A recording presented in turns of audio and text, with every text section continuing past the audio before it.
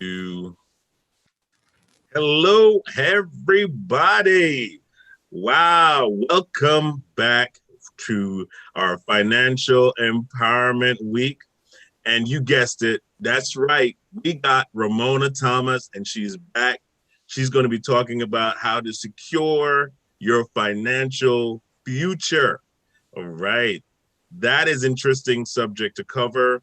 And we actually enjoy having Ramona Thomas on our programming. Just encourage you to prepare yourself to prosper in your future. And even if you're prospering now, you need to secure what you already have.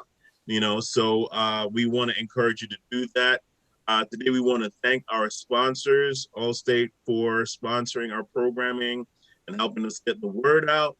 We thank you so much for doing that. Also, Thomas Estes, make sure you support our sponsors so we can keep this information flowing to you, those of you who are watching.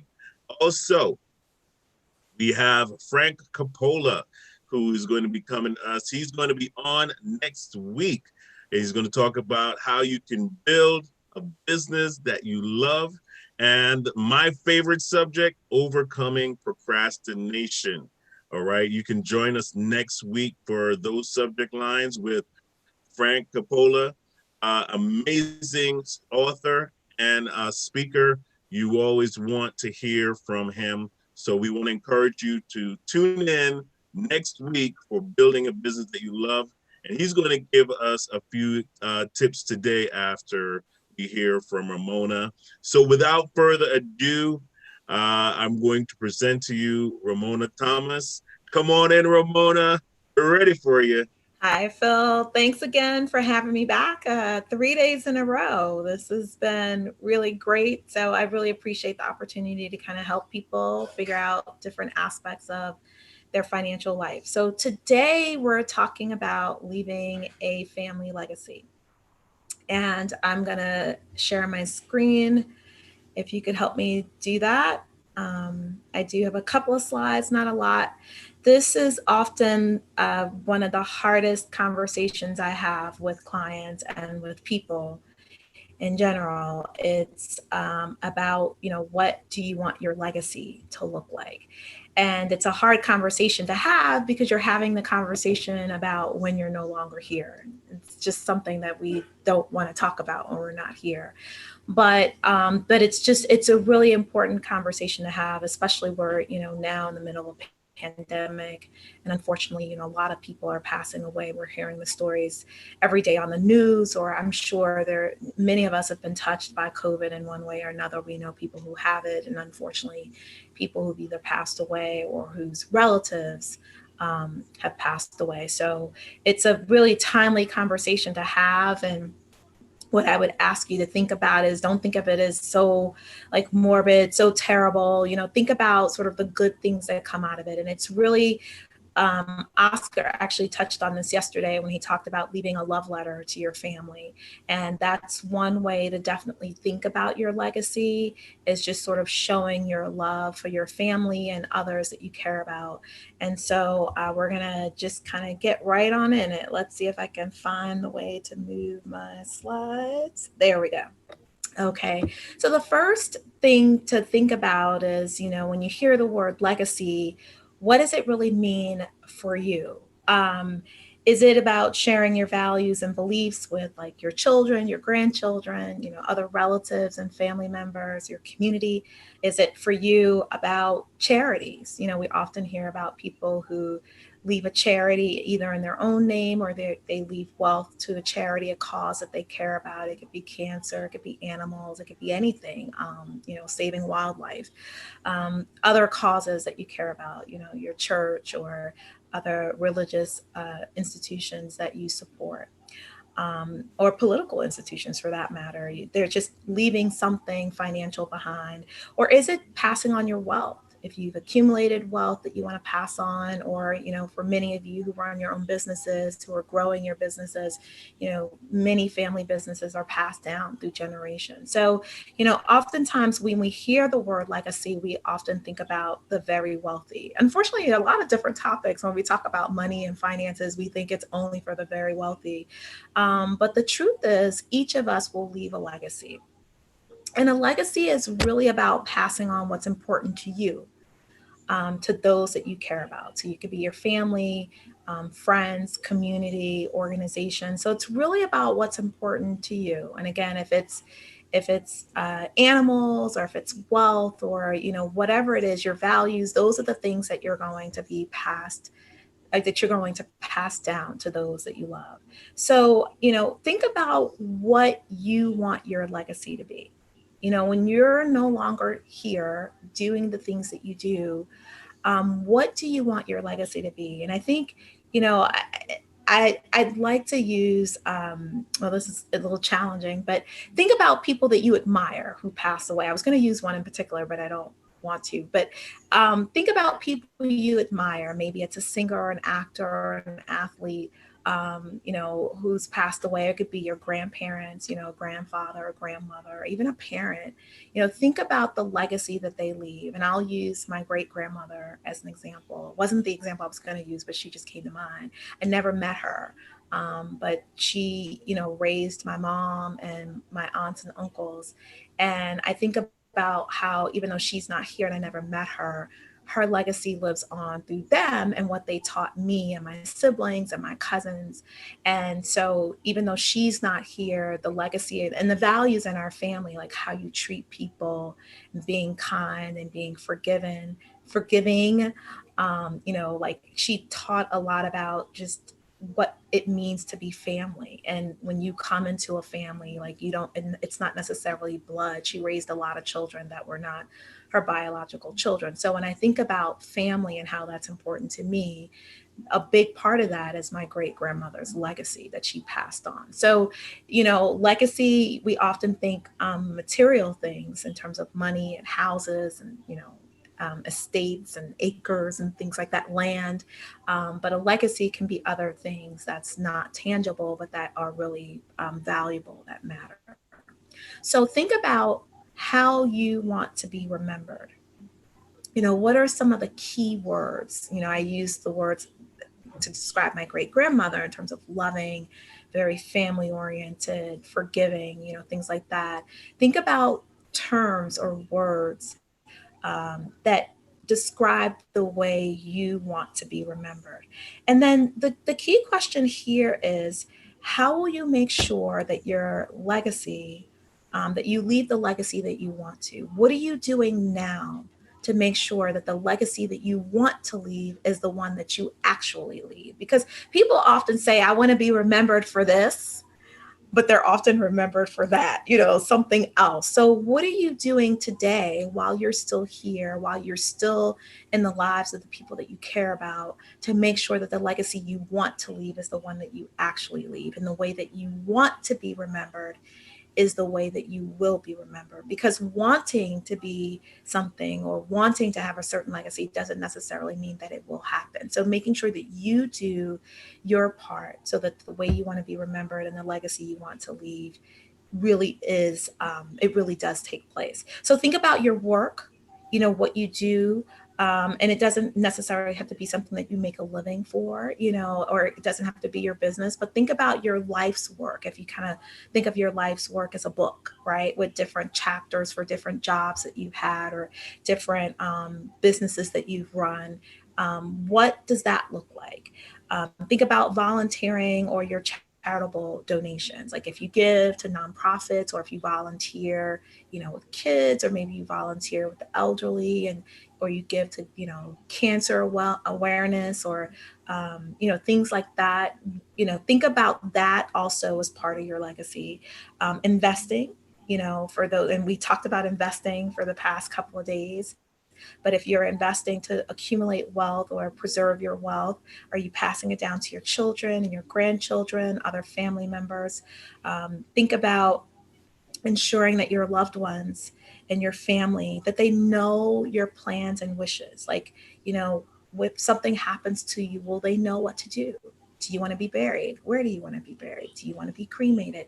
Like thinking about who's going to care for your children, who's going to, you know, look out for your dog or your pets, or, you know, all of those things, making sure that those things are well known. And then the other thing around legacy, just sort of another way that you can leave a legacy. We talked about this, it's passing on wealth to the next generation. And as I said earlier, this is the topic that's the hardest part of the conversation that I have, you know, with my clients. But it's also really important. And, you know, for us, many of us don't know how to bring up the topic, which is why we don't know how to talk to our family and friends about, you know, how we want to be remembered or what we want our final wishes to be. But we all know someone where, you know, we all know family members, a family, right, or friends whose family members don't speak because of something that happened when grandpa died, or when their parents died, or when uncle so and so died. Like, there are a lot of family members out there, a lot of families where you have relatives who don't communicate.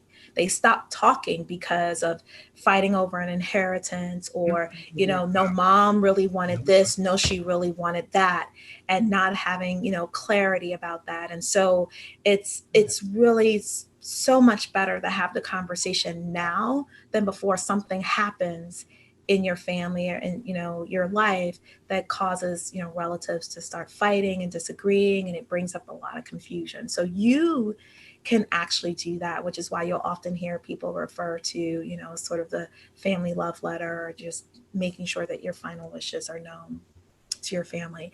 And one of the ways that you can do that is actually have conversations with your family. It really opens the line of communications. And I'll use myself as an example. You know, during the pandemic, I was talking to my parents who are elderly, you know, and who are also really concerned about COVID.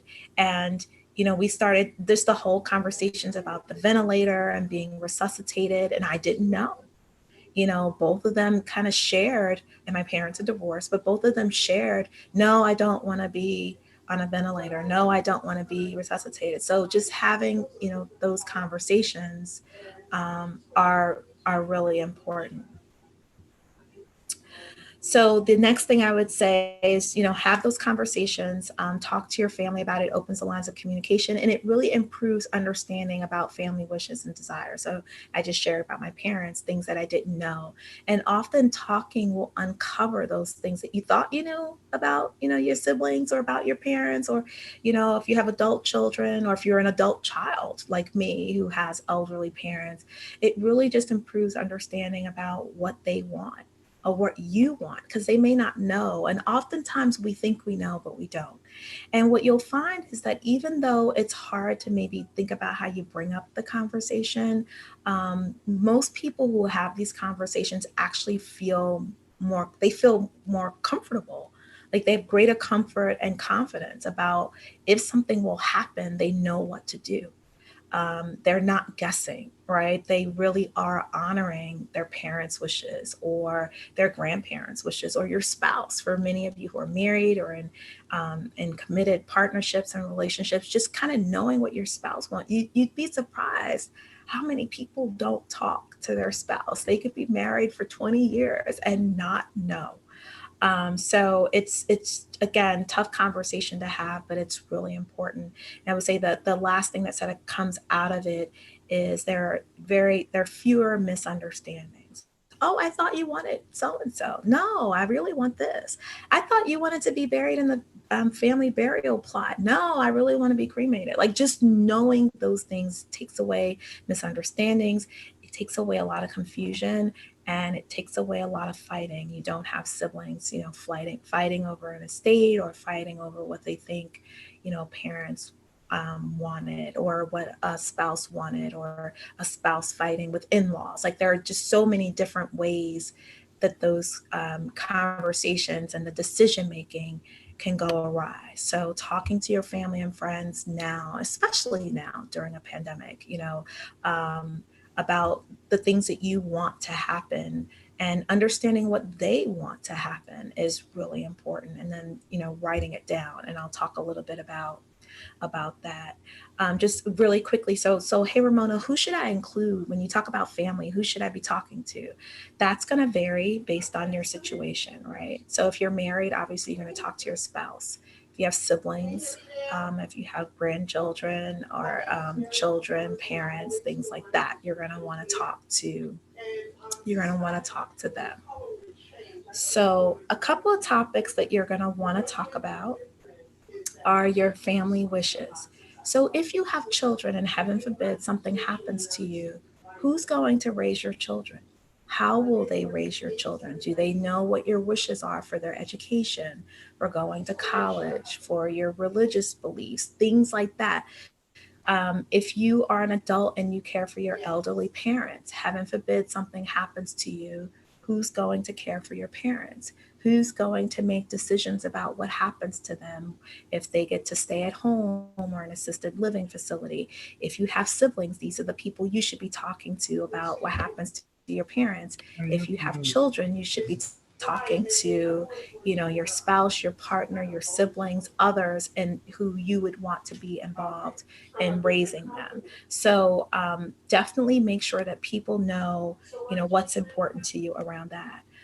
Think about your estate. But Ramona, I'm not a millionaire. I'm not leaving millions and millions of dollars.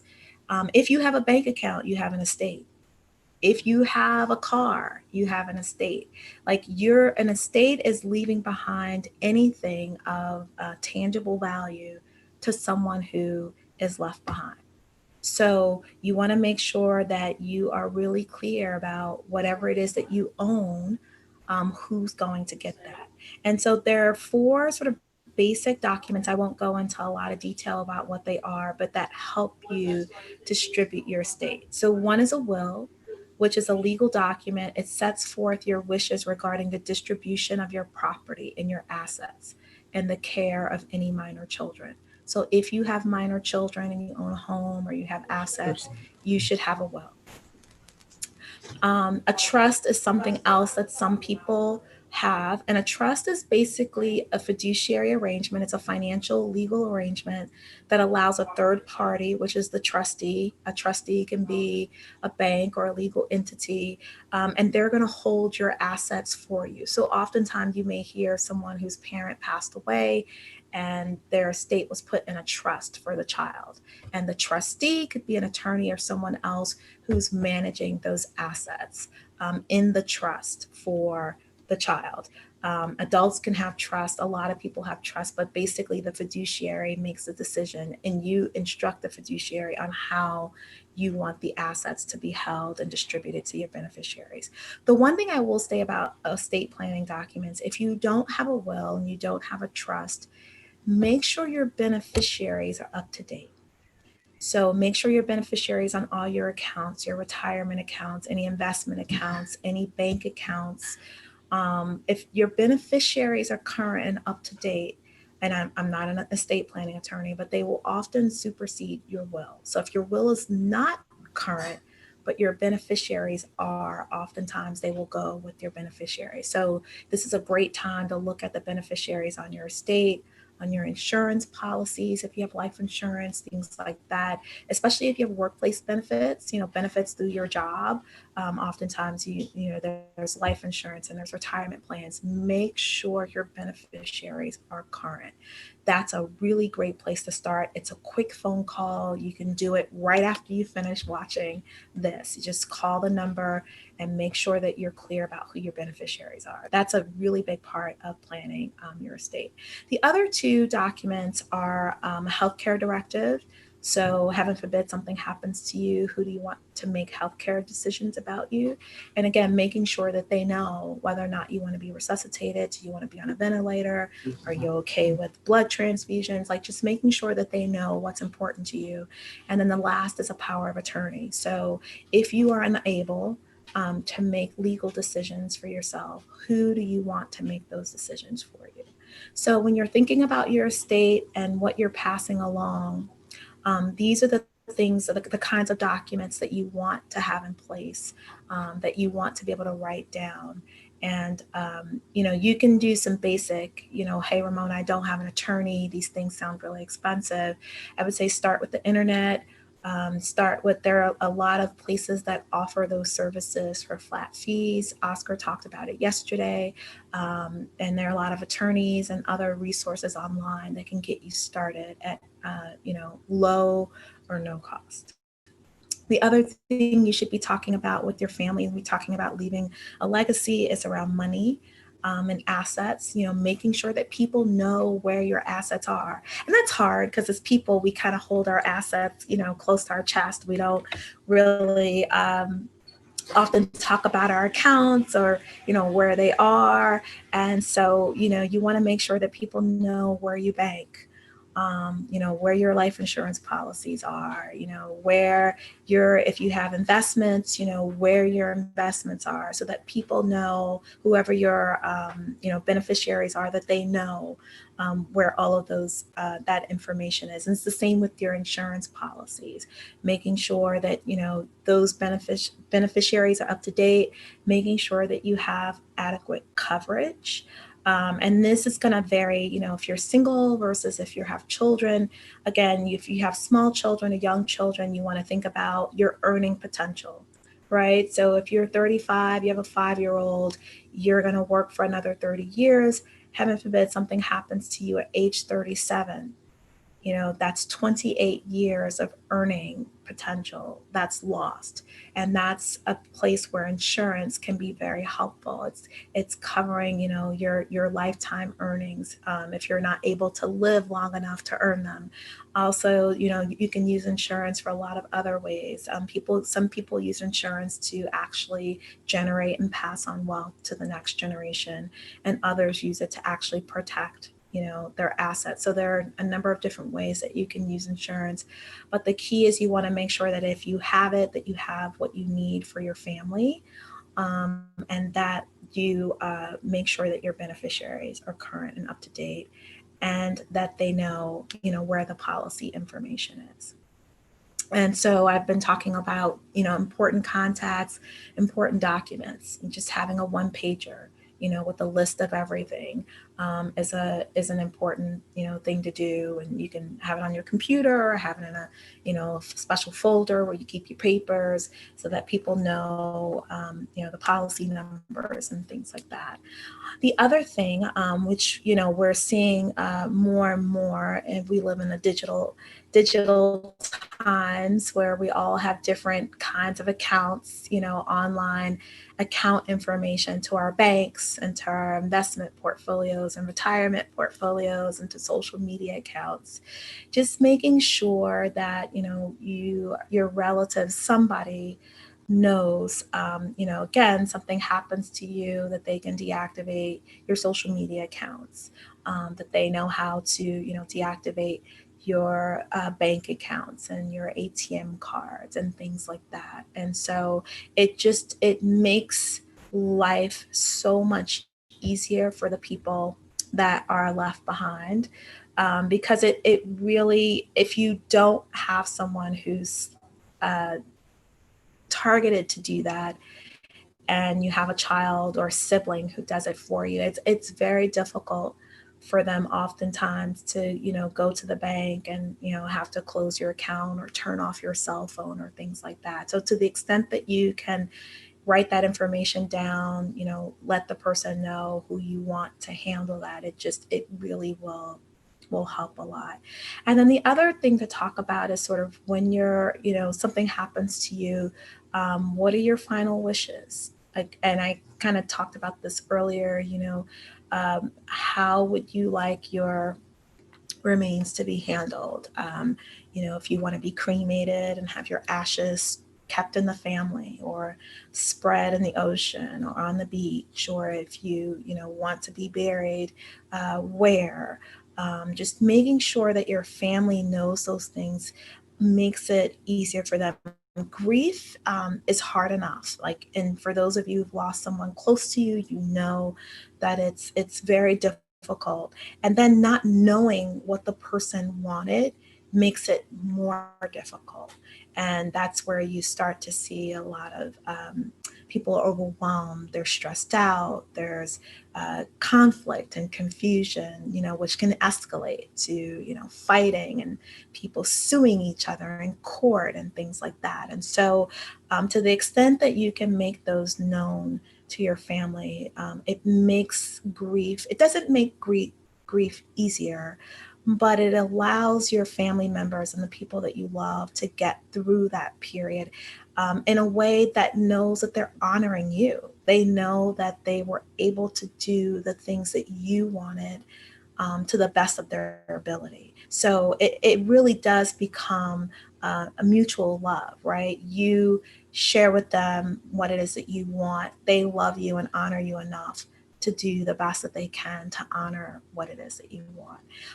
I know an estate planning attorney who often says that if you don't decide your estate while you're living, the courts will do it after you're gone. And we've seen, cases like with Prince, who didn't leave a will, and the state of Minnesota was making decisions about how to distribute his estate.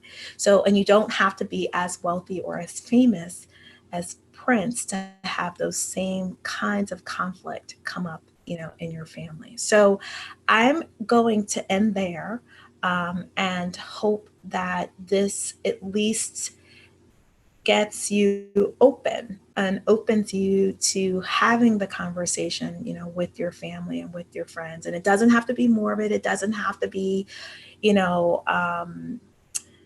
sad or anything like that. It can just think of it as another area of your financial life that's really important. And it involves those that you love and care about. So I'm going to end there, Phil, and see if you or anyone else has any questions.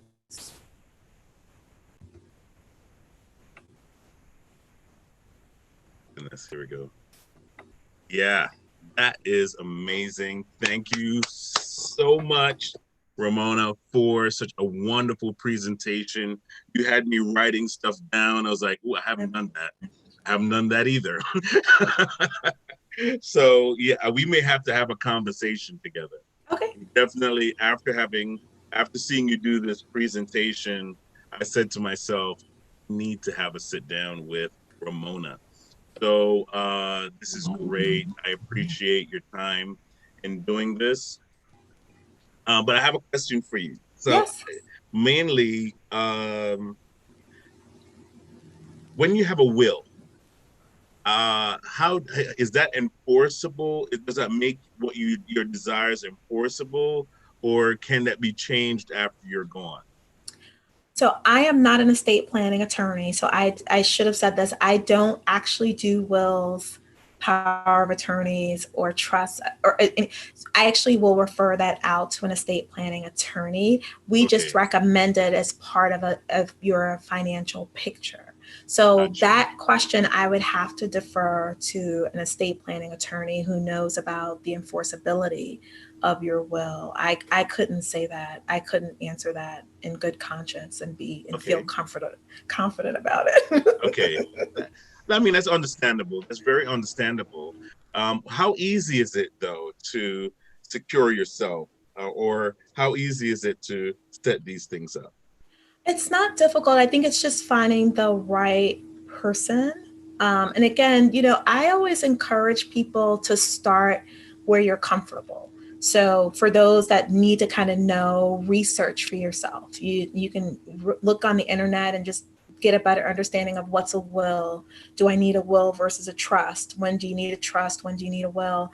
And then, like I said, there are definitely estate planning attorneys out there, many of whom will do a complimentary consultation. And I do have a couple that I know. So if anyone would, like a referral, definitely reach out to me, and I'd be glad to make a referral to an estate planning attorney who can sit down with you and understand more about your estate and what your concerns are. And then they can actually give you really great guidance about, what the preparation of the documents look like and things like that. So it's just a matter of the first step. It's just saying, yes, I'm going to do it. And the first step is making the call. It's not really the yes, I want to do it. It's actually, sending the email, hey, do you have time? Or calling Mm, someone and saying, can I schedule a complimentary consultation to learn more about what I need to do? wow. Um, Life insurance. Is that something that everyone should have? Or is that, we think, consider that something optional that people need to have in their life?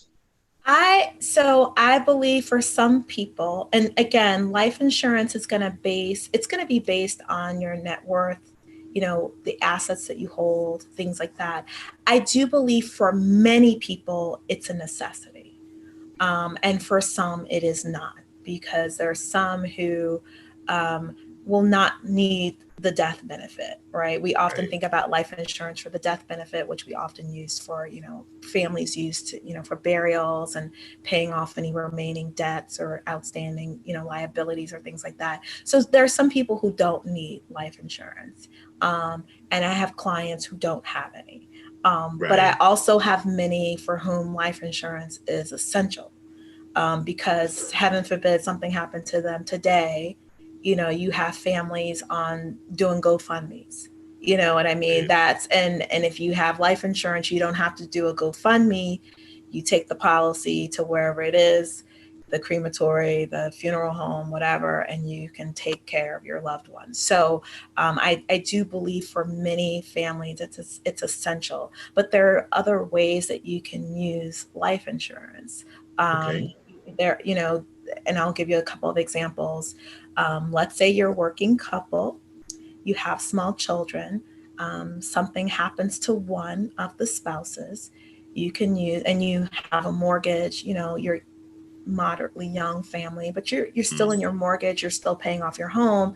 Something happens to one of the spouses, your life insurance can pay off your house.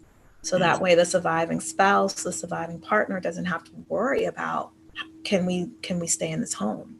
Your house is paid for. It's done.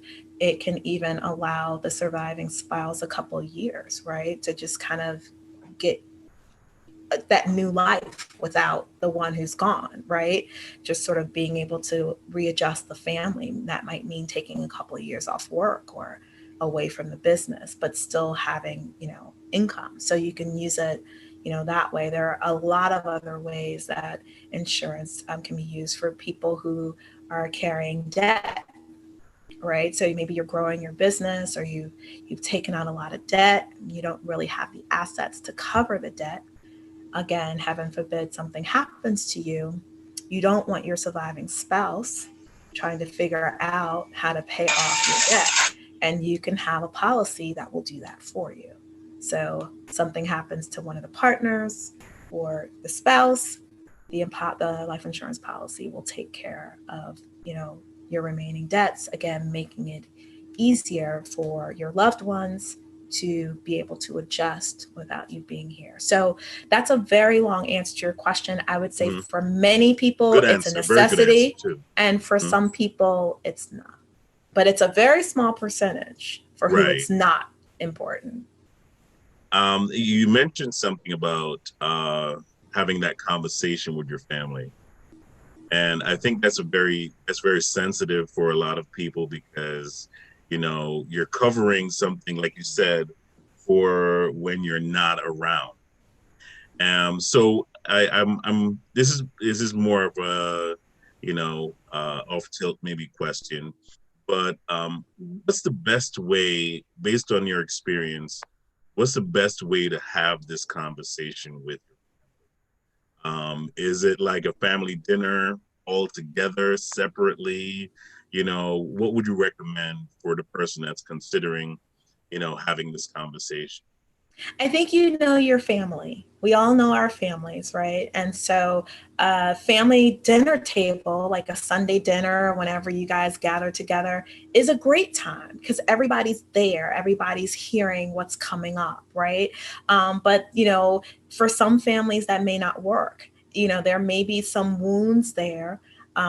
That may surface. And so you may need to do a one-on-one conversation. I'll share two personal examples. I ended up talking. For me, it was kind of split. Like my parents are divorced. I talked to my dad separately, but I talked to my mom and sister together.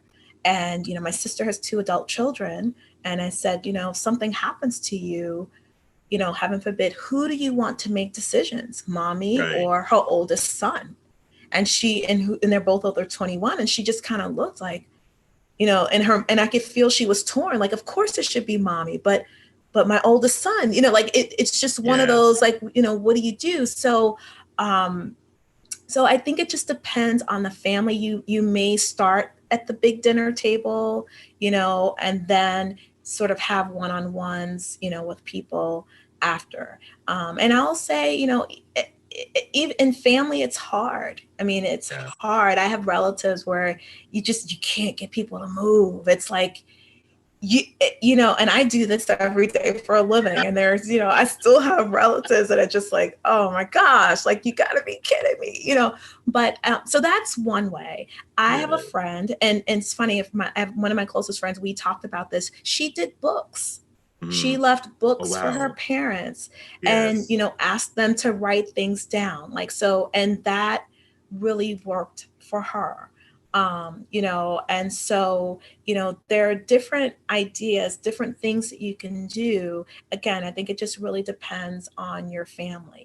You can maybe leave some of the documents, or in the case of my friend, she left a book, and it was a book with everything in it. Like, so they Yeah. knew exactly kind of what to write.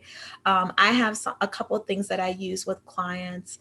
One is called it's called 5 Wishes, and it just kind of has like your 5 wishes of the questions that I covered, like, how do you want to be remembered? If something happens to you, what do you want people to do? And my hunch is that there are other things like that out there on the internet. So it may be a combination of giving people something tangible that they can write out on their own. Like, I did that Right. with my dad, and he did it. Like, he's really good self-directed. Like, I give him the homework, he does it. you know Other members of my family, we have to kind of talk it through, and then we Mm. make notes and things like that. So just, I would say, know your family and know yourself, and then Right. try it. Just kind of, hey, I'm not trying to be Debbie Downer, but Mm. we're in a pandemic, we don't want Yeah. anything to happen, Mm. but the inevitable at some point one day, we hope many, many, many, many years from Is now, right. right? But just, and I think when you come at it from a point of love, and just sort of, we want to make sure that we honor you, Mm. right? You want to make sure that you honor the people that you're having these conversations with. I think it makes it easier to have the conversation. And I think it's a necessary conversation because there's only two sure things in life: death and taxes. I mean, and to not be prepared for those things is like, leaving that door wide open, for disasters to happen. Because, like you said, sometimes I see where people aren't really anticipating those sureties in life, right? And when it happens, it's like Christmas coming around every year. It's going to come, but yet you rush on the 23rd or the 24th to get your gift, right? So it's the same thing. A lot of times we don't anticipate what the next step is, and we should think about these things. Thank you so much, My pleasure. Ramona. Man, this was amazing. For all of those who are listening and watching, you definitely need to reach out to Ramona on her LinkedIn page so you can learn more about how to secure your financial future and leave a legacy for your family and sometimes even your friends. So yeah, please reach out to her. Ramona, this was great information. I know I received a lot from it. Those of you who would like to be a part of Phoenix National Business Group, you'd like a program to be developed around your business. You're an entrepreneur, you're out there, you're hustling. Well, you have friends in the business, right? And we are here to help you. Our motto is, when you win, we win. And so we want you to be a part of our team. If you'd like to do so, just reach out to me, 914-297-PNBG. That's Phoenix National Business Group. And I'll definitely tell you ways that you can sign up to join our network. Next on the list is my best good friend, Frank Coppola, who in the business. Frank is amazing, and he's going to be joining us next week on building a business that you love, LOVE. So you want to hear that, because some of you have a business that you have been dreaming about starting, for years upon years, but now is your opportunity. If you're home, sitting at home, you're thinking, how, I've had this idea for a very long time. I've been sitting on it. I've been wondering what to do with it. Well, now's your chance. All right. Next week, we're doing business empowerment. And you want to learn from some of our experts that we have coming on the line, how to do that. So I'm encouraging you, share with a friend. You all know who I'm talking to. Share with that friend that you know is like a dreamer, and they're sitting there wondering how to get their dream into reality. We just had Joel Solomon on here. He was talking about how to do that. You need to get your mind right in order to get your money right. So we want to encourage you, just keep watching, keep listening. Frank, I'm going to turn it over to you. Tell some of the folks about what's going to be expected next week. Well, Philip, thanks a lot. I appreciate it. I'm really looking forward to next week. We're going to be doing 2 days. One is going to be build a business you love, double your income in less than 6 months. Now, that's a pretty bold statement. And I've been able to back it up with a number of people that have been able to do that. But what I really like to call this is build a business you love that brings you personal and financial freedom. Then double your income in less than 6 months. Now, why do I do this? Primarily because I've always felt that I wanted to have something that I really, really love to do, but I just couldn't find that hook. And then I managed to meet some people, and they turned me on to some different processes that I'm going to turn you on to. And now is the best time to be doing it, because let's face it, there's 42 million people out of work. And that breaks my heart that they're out of work. And I know that I can help them do a number of things. I can help them build a business from what is it that they truly love to do.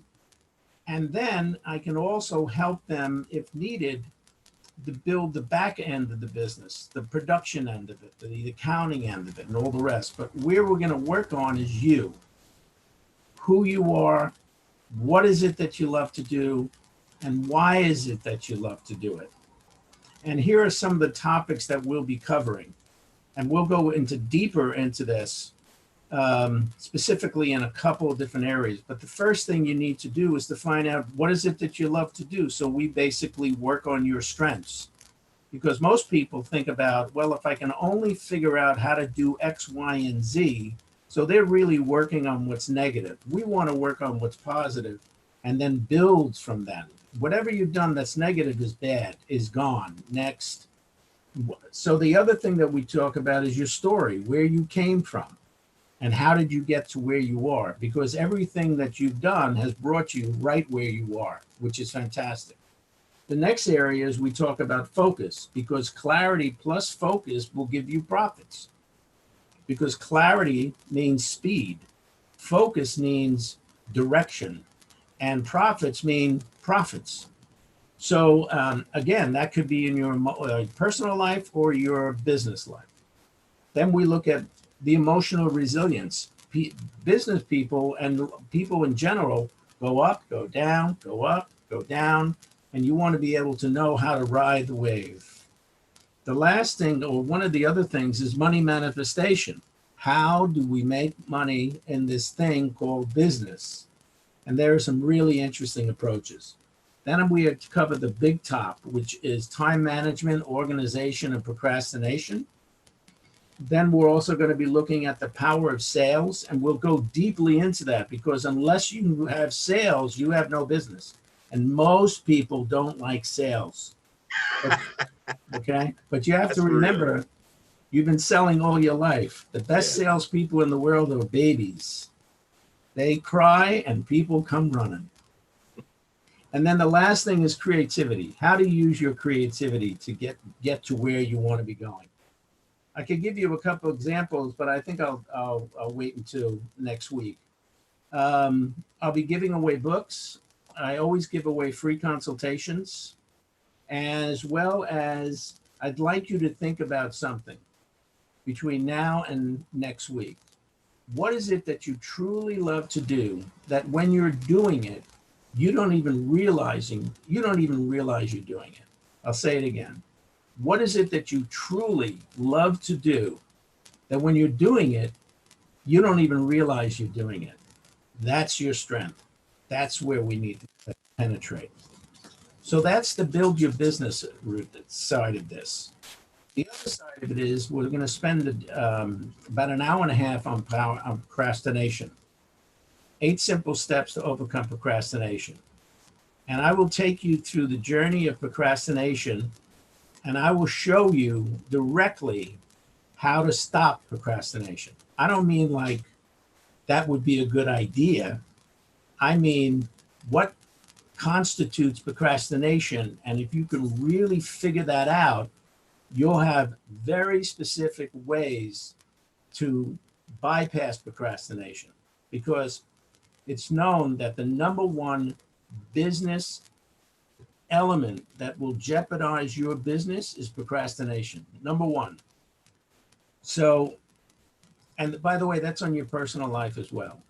So I'm looking forward, Philip, to next week, and we'll have some bang up time together, and we'll bring some joy and peace and some harmony for people.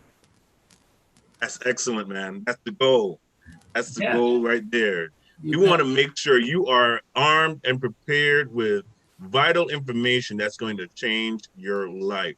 This is what Phoenix National Business Group is all about. It's about empowering people with the right information. You know, we got a lot of news out there, a lot of bad news, a lot of somewhat okay news, but we want to bring you some good news. We want to give you some good information that's going to be able to take you from where you are right now to where your dreams are, right? We want to make your dreams become a reality.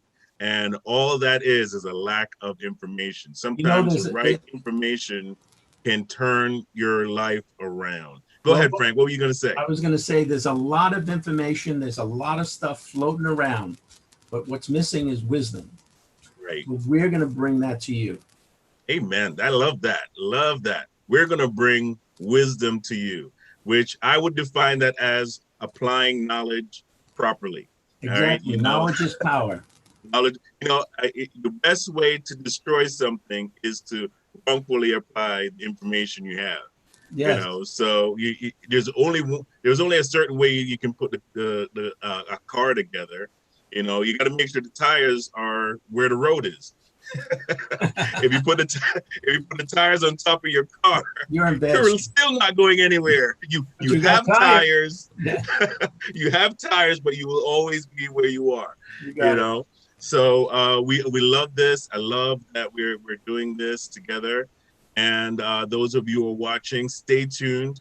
Next at 3 p.m., we're going to have Dwayne Reed. He's going to be coming on and talk to us about how to build our credit, how to build better credit. Those of you who have good credit, great.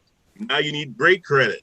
Yeah. Those of you who have bad credit, now you need better credit. Okay. So, join us and learn more about how to change your life by improving your credit with Dwayne Reed from Reed Financial. We're looking forward to that. Frank, thank you again. Thank you. See you next week. Ramona, you're amazing. Thank All right, you. You're gonna be back Thanks tomorrow. Oh, anytime. We're